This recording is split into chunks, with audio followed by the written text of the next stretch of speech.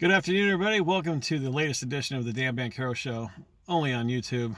I'm your host, still a major league piece of work, Dan Banchero. You know, I went to so many parks in the surrounding area here in San Mateo, and I swear either there's a lawn getting mowed, or there's construction going on, or there's tape up on every little spot that I went to do my show today. So now I'm restricted to the inside of my car. Now I was thinking about, how I present myself, and I really wanted to throw this denture in here since I had this tooth pulled, but it makes me talk really funny, and I'm not that insecure. I know this is just temporary before I get this implant in. I talk way better and speak well just like this, and it really doesn't make a difference. So I hope you're all having a good week, surviving this coronavirus shelter in place situation. I know it's affected me financially, but through this, I've been able to tap into some of my resources that I've used over the years and get right into the business, man. I'm telling you, it's been very rewarding and powerful. You know, between the green and gold step working guide that I'm going through with my sponsor Rob, and all the books that I've used over the years, and rereading those passages such as Master of Love by Don Miguel Ruiz, the I Ching, the Hua Ching, what's that other one I was using? You get the gist of it. Every day I post a passage from all these books, and how they've, how powerful the words and the wisdom are in all these books. So the other day I was leaving FedEx Kinko's, and I was getting some art that my daughter Stella had made for me, and I turned them into bookmarks, right? And I was walking out the door, and I saw my old pal Greg Camoli from St. Dunstan's, and I started thinking about a couple of years ago, after my last run, how I was so desperate I decided to go back to catechism class and get confirmed as a Catholic, because I never completed those classes after completing the 8th grade in St. Dunstan's. And all I know is that ever since I made that decision to do that, I have not used any substances, right? And it was a powerful moment for me. And I got back into the prayer. I got back into the rosary. I got back into understanding the words, the verbiage of the prayers that I'm saying. And I got into the saints, right? So when you get confirmed, you pick a saint, right? So you don't pick a saint. You pick a name, right? So I picked Benedict, and then I decided not to go with Benedict, and I went with St. Ambrose. So rather than talking about my life on this timeline of insanity with drug addiction and alcoholism and some events that happened in my life, being that it's Holy Week, and being that I've been having these Catholic or Christian ideas in my head, I decided to do an episode solely on some of the saints that I pray to, not every single day, but periodically throughout the week. What these saints contributed to the world, what they are the patron saint of, what their influence was. I've said it before, there's a selfish side of me that says I'd like to have a big funeral. I mentioned that some people go through their lives, and I hear them talk about how they want to have a big wedding, right? Well, I want to have a big funeral. And the only way for me to have a big funeral is by conducting myself and having a character that influences others for the better, and making a contribution to society, or making a contribution to someone else's life besides my own, right? So I think this is a good time for me to get into these saints and what they contributed, because they are revered for so many different things. So that's why I picked the title, 6 Saints That Helped Me Stay Clean, Serene, and Sober. So this is going to be at least a 2-part series, possibly 3, depends how much I ramble, how much you can handle of it. I know this is going to be a different episode that you're used to. Not everybody's going to be into it, but that's okay. Besides, the Dan Banchero Show, only on YouTube, it's a family show. So now, you've heard me talk about listening to lectures like by Dr. Wayne Dyer, and he's the guy who kind of introduced me to the Hua Ching, the Tao Te Ching, and the I Ching, right? So I remember I was listening to this lecture called Making the Shift, and Dr. Dyer was talking about tapping into this divine realm and getting the attention of the angels. And for me, I know that there's certain times where I catch myself taking walks, and I'll look up to the sky, and I'll start asking for help from deceased members of my family or people that I've met who've influenced me or guided me through the years, right? So in my case, it would be my grandfather's Wild Bill Runner and Angelo Banchero. I reach out to my father, Steve Banchero. I reach out to my two nannies, my grandmothers, Jackie and Peggy. I reach out to my uncle Jack, who is my grandfather's brother. I reach out to Lenny Baranti, who was my co-worker and my mentor in the deli for many years when I first got started. And I actually reached out to his father too, Grandpa Sam, who taught me how to make Italian meatloaf. And I've gained wisdom over these guys who kind of stepped in over the years as my father figure that I've talked about. They are all deceased now, but I still reach out to the universe and ask them for help. And when you're living a spiritual life like I am now and believe that we are just spirits in a human body, we're not of the flesh, I still believe that they exist and they can help me if I sincerely ask for help in making decisions. But when I'm trying to do things in my selfish way that fits my agenda, usually it doesn't work out. So that's enough on that. When it comes to this lecture, Dr. Dyer was telling me basically that when I succeed in connecting my energy with what's in the divine realm, that's reconnecting me to the divine route that I originated from, the likes of which I was through higher awareness and practice of undiscriminating virtue, this is going to give me that transmission of the ultimate truth that's going to follow. Okay, so this is a path that angels take to get to the divine realm. So when I succeed in connecting my energy with the divine realm through higher awareness and the practice of undiscriminating virtue, this is gonna show me what the path is that the angels took. Okay, now those of us who would like to get to this place of living in a life of meaning, this is the path that others have taken to succeed in allowing themselves to live from a place of higher awareness. Okay, the ego and a higher awareness can't exist, he was telling me in this lecture, right? Or others in this audience. So he's basically taken a lot of these passages from the Hua Hu Cheng. It's my understanding from what I took from it. And that's kind of how I got introduced to the Hua Hu Cheng and reading this book that was translated by Brian Walker. And maybe you've seen me advertise that book on social media.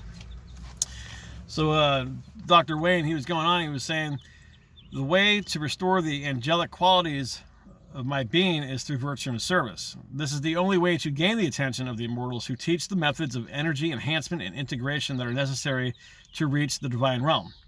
Of the immortals, of angels, of the divine intelligence, whatever you want to call it, God, of that which has gone before me, whatever it is, if I have a passion for something, that passion is really just the presence of God, okay, within me.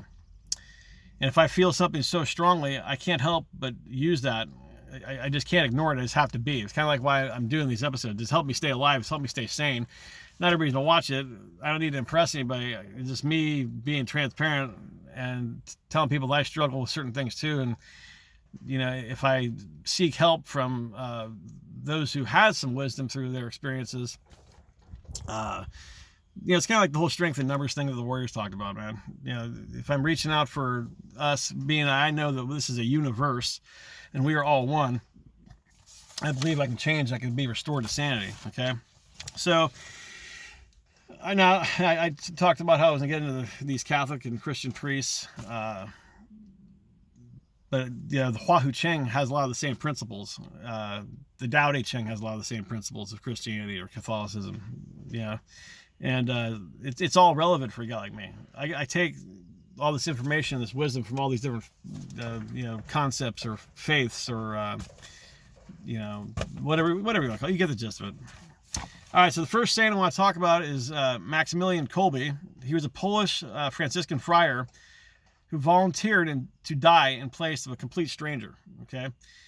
He had been active in promoting the veneration of the Immaculate Virgin Mary and founding and supervising the monastery and operating an amateur radio station and founding or running several other organizations and publications, okay? So this guy, he died by lethal injection. I'll get into that whole thing of how that happened later on. But this guy was venerated by the Roman Catholic Church, the Lutheran Church, the Anglican Church. He was canonized in 1982 by Pope John Paul II. His feast day is August the 14th, which is the day of his death. And he's the patron saint, more importantly for me, of addicts, prisoners of politics, family. He's a patron saint of families, the pro-life movement, and he's also the patron saint of the difficult century.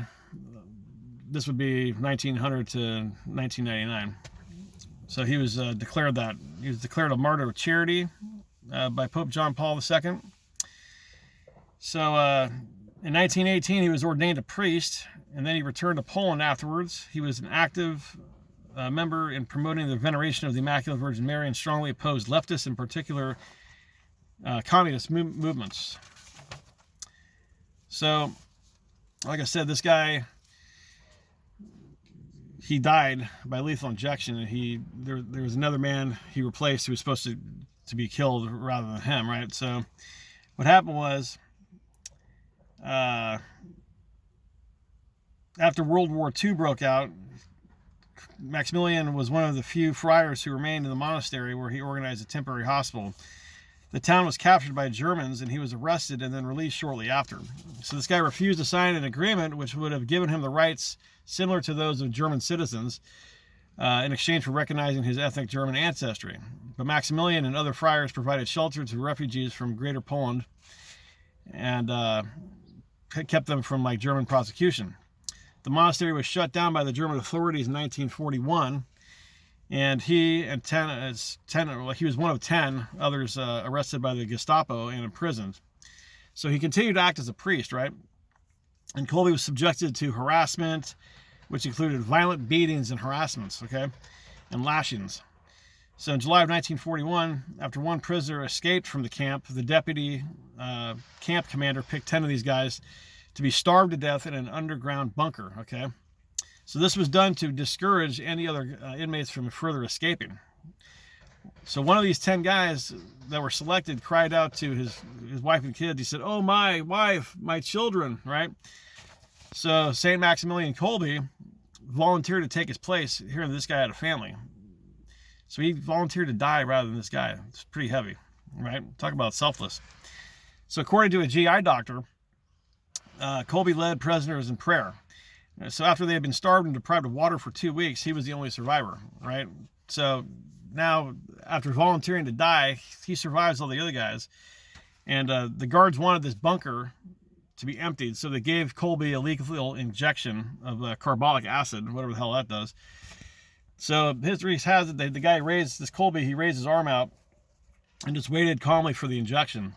And so he died on August 14th of that year. And he was cremated on August 15th, which just happens to be the feast day of the Assumption of Mary. So this guy was born in the Kingdom of Poland, which was then a part of the Russian Empire, okay? When he was 12 years old, he was strongly influenced in 1906. That was the year. He had a vision of the Virgin Mary. So his description was like this. He said, "That night I asked the Mother of God what was to become of me. Then she came to me holding the 2 crowns, one in white and one in red.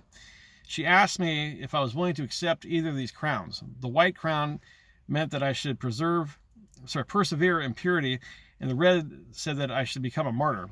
I said that I would accept them both." Wow. So this is when he was 12 years old. And then it was like he knew he was going to become a martyr for Christ. So when he was in Rome, he obtained a doctorate in philosophy in 1915 from the Pontifical Gregorian University, and then a doctorate in theology for the Pontifical University of Saint Bonaventure.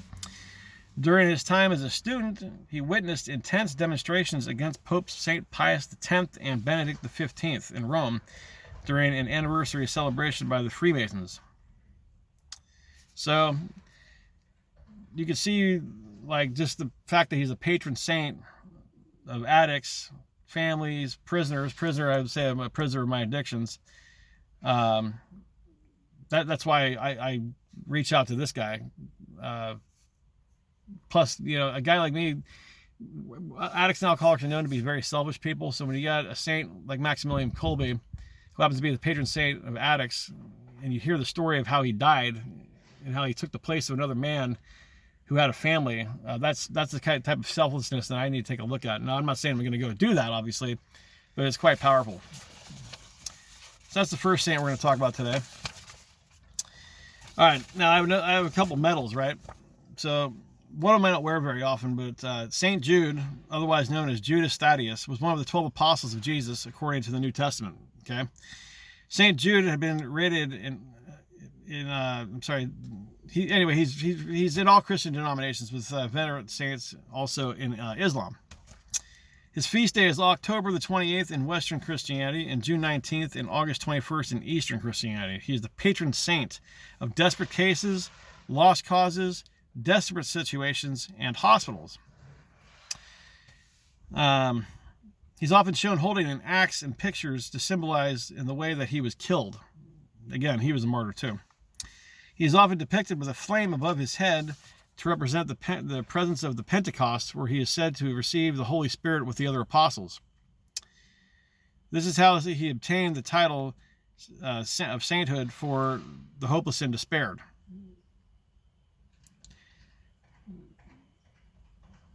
So, few Christians evoked him because they had some misplaced fear that they were praying to Christ's betrayer, maybe Judas Iscariot, because of their similar names. And there's all these translations, and there's like this intense speculation over who Judas was.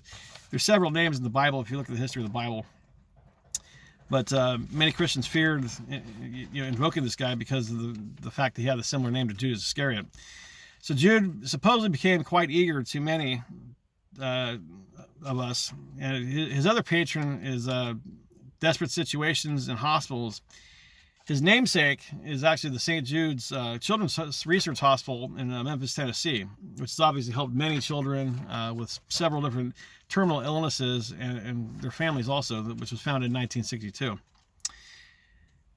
So Jude is traditionally shown carrying a picture of Jesus in one hand, or really close to his chest. Saint Bernard and Saint Bridget, she was the patron saint of Sweden.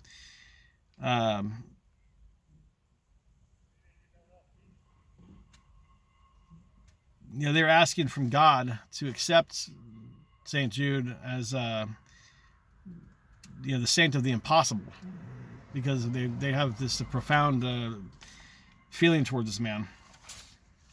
So he's clearly distinguished from Judas Iscariot, who was the apostle who betrayed Jesus prior to his crucifixion. He became known as Jude after early translators of the New Testament wanted to distinguish him from Judas Iscariot, and so they abbreviated his last name. He's also known as Jude, brother of Jesus, Jude of James, Jude Thaddeus, Judas Thaddeus. It also goes on in the research I've done on Encyclopedia Britannica and Wikipedia that he's the patron saint of the Chicago Police Department, believe it or not. It's also said that St. Jude preached the gospel in Judea, Samaria, Syria, Mesopotamia, and Libya. And he's also apparently visited Beirut. Jude was born into a Jewish family in the town of Peneus in Galilee, which was later rebuilt during the Roman period. Tradition says that Jude's father, Clopas, was murdered or martyred because of his forthright and outspoken devotion to the risen Jesus Christ. St. Jude suffered martyrdom about 65 AD in Beirut, in the Roman province of Syria, together with Apostle Simon the Zealot, with whom he is usually connected. Their acts of martyrdom were recorded in Simon and Jude.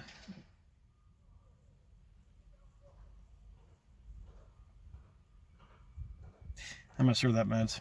Anyway, there was a collection of passages and legends traditionally associated with the legendary Abydos, the bishop of Babylon. St. Jude's body was brought from Beirut to Rome and placed in a crypt, which was visited by many devotees. Legend has it that after his martyrdom, pilgrims came to his grave to pray, and many of them experienced the powerful intercession of Saint Jude. So he is the patron of lost souls, man. Desperate cases, desperate situations in hospitals. Now, if that doesn't relate to me, I don't know what does. So I definitely reach out to that guy. Please help me. All right. Now, Saint Benedict. Lots of people ask me what this thing is around my neck. Well, I'm not wearing my silver crucifix that my daughter's mother got me in Las Vegas in 2008. It's this here, Saint Benedict medal. Saint Benedict's medal, I was told, would protect me from evil. So I was a little bit desperate and superstitious, so I got it. And all I know is that ever since I put it around my neck, I've not put any substances in my body. I have not gone to jail. I have not gone to the hospital, and I've kept all my jobs. So, and I've had the same residence. Believe that. All right. So, Saint Benedict of Nursia in Italy is a Christian saint venerated in the Christian Church, the Eastern Orthodox Church, the Oriental Orthodox Churches, and the Anglican Communion. He is a patron saint of Europe and is venerated in all Christian denominations, and he was canonized in Rome in 1220 by Pope Honorius III. His Roman feast day is July the 11th, but it's also March 14th in the Eastern Orthodox Church. He's the father of monasticism, Benedictines, and he promotes a lot of, and swears by moderation, which the moderation was mainly focused on prayer, work, and study. So he's the patron saint against poison. I poisoned my body. Witchcraft. For dying people, I was definitely dying. Fever. I get a fever every now and then. Not too often. Gallstones and inflammatory diseases. I've had many inflammatory diseases, believe me. Kidney disease. Those almost went out. People in religious orders and students that are still in school. And he's the patron saint of temptations. Whammo. Have I been tempted over the years? Okay. Benedict was depicted as a gentle and disciplined abbot. Benedict spent 3 years in solitude and apparently matured both in mind and character and in knowledge of himself as a fellow man while becoming respected by those about him. Around this time, his miracles seem to have been frequent, and many people were attracted to his sanctity and character. That's what I'm trying to build, character. These monks devoted 8 hours of prayer, 8 hours of sleep, and 8 hours to manual work and or sacred reading and works of charity every single day.